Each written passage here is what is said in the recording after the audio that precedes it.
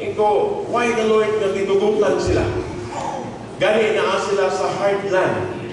Heartland mo pasabot, wala pa'y hamstand. Wala testimony. Do you think nga one hakas David na walay mga balaan? Diba? Walay iglesia. Oh. Walay mga igsuon dito. Why? Kung question siguro ka, anong naman mo Brad nga? Wala may testimony na. Kaya sa'yo mindset mo na to. Huwag itong kitas David nga plaster na ba? Kung mga established na may igsuon, kung baga nanagin na sa big city nga, big church life. Amen. Nga naman is, why anong ipadalaman? It is because, number one, so walang taon mo ilang background. Si Brother Florence, ingaging training. Right? Ingaging po nag-serve full time. Sample lang na may suna, dahil nagamit po siya sa Singapore.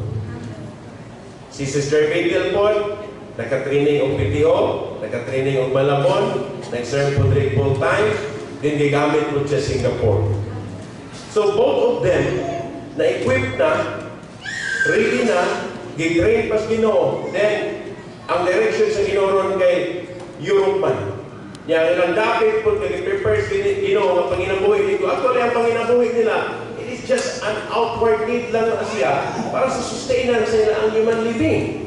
Pero behind that, there is God's economy. Amen. Kung ikaw dito po, gawa sa una, nakoy na fellowship na brother, co-worker sa Anaheim. Ingon siya nako nga siya, brother, ang Pilipinas, i-arrange na sa Ginoo nga kanibang pagsak ang inyo ang economy. Why? It is because kamo nga mga Pilipinos muadto mo sa laing dapit.